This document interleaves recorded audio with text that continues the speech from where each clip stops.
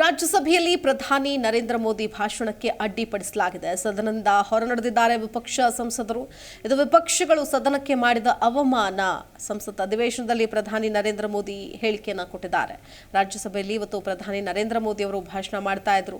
ರಾಷ್ಟ್ರಪತಿ ಭಾಷಣದ ವಂದನಾ ನಿರ್ಣಯದ ಮೇಲೆ ಮಾತಾಡ್ತಾ ಇದ್ರು. ದೇಶದ ಜನ ಮೂರನೇ ಬಾರಿಗೆ ಅವಕಾಶ ನೀಡಿದ್ದಾರೆ. ಸಂಸದರು ಸದನದ ಘನತೆಯನ್ನ ಹೆಚ್ಚಿಸಿದ್ದಾರೆ. ಅಂಬೇಡ್ಕರ್ ಸಂವಿಧಾನದಿಂದ ಅವಕಾಶ ಸಿಕ್ಕಿದೆ. ಮೂರನೇ ಬಾರಿ ಅಧಿಕಾರ ಸಿಕ್ಕಿದ್ದು ಸಾಮಾನ್ಯ ವಿಷಯ ಅಲ್ಲ. ಮೂರನೇ ಆರ್ಥಿಕ ಬಲಿಷ್ಠ ರಾಷ್ಟ್ರಕ್ಕಾಗಿ ಜನಾದೇಶ ಇದು ಅಂತ ಹೇಳ್ತಾ ಇದ್ರು. ಈ ಸಂದರ್ಭದಲ್ಲಿ ವಿಪಕ್ಷಗಳು ಗದ್ದಲ ಕೋಲಾಹಲವನ್ನೇ ಎಬ್ಬಿಸಿ ಅಲ್ಲಿಂದ ಹೊರನಡೆದಿದ್ದಾರೆ. कोई कमी नहीं दी और ऐसे शब्दों का प्रयोग किया तो कोई नहीं कर सकता है।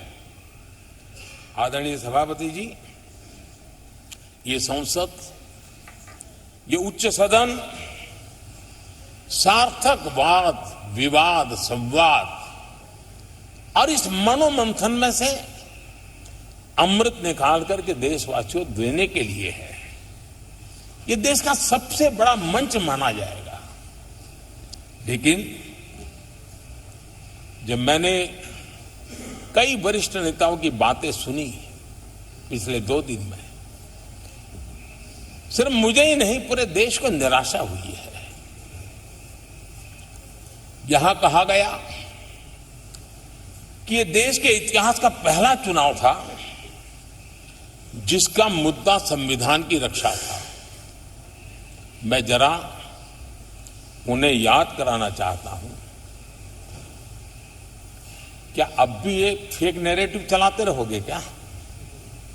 क्या आप भूल गए 1977 का चुनाव? अखबार बंद थे, रेडियो बंद थे,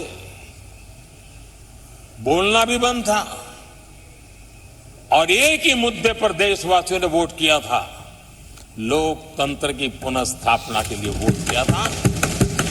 संविधान की रक्षा के लिए पूरे विश्व में इससे बड़ा कोई चुनाव नहीं हुआ है और भारत के लोगों की रगों में लोकतंत्र किस प्रकार से जीवित है वो 1977 के चुनाव ने दिखा दिया। लेकिन आप गुमराह कर रहे हो देश को। मैं मानता हूं कि संविधान की रक्षा का वो सबसे बड़ा चुनाव था और उस समय देश की विवेक बुद्धि ने संविधान की रक्षा के लिए उस समय सत्ता पर बैठे हुए लोगों को उखाड़ करके फेंक दिया था।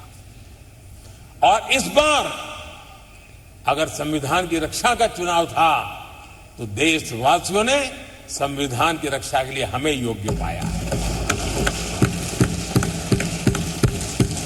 संविधान की रक्षा के लिए देशवासियों को हम पर भरोसा है। कहां अगर संविधान की रक्षा को कोई कर सकता है तो यही लोग कर सकते हैं और देशवासियों ने हमें जनादेश दिया है। आदरणीय सभापति जी,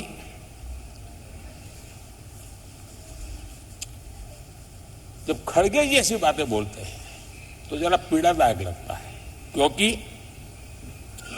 इमरजेंसी के दौरान संविधान पर जो जुल्म हुआ, जो बुलडोजर चलाया गया संविधान के ऊपर, लोकतंत्र की धज्जियां उड़ा दी गई, तब उसी दल के महत्वपूर्ण नेता के रूप में उनके साक्षी है, फिर भी सदन को गुमराह कर रहे हैं।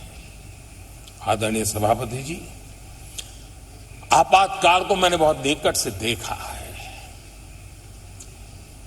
करोड़ों लोगों को कल्पना भार की यातनाएं दी गई है, उनका जीना मुश्किल कर दिया गया था।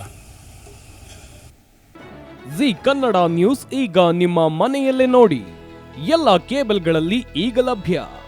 ಸನ್ Direct 292, Jio TV 1334, U digital 162, city cable 51, GTPL 17, Abhishek cables 821, rock line telecommunication 51, Shri Basaveshwara number 60, Vinayaka digital number 53, in digital number 896ರಲ್ಲಿ.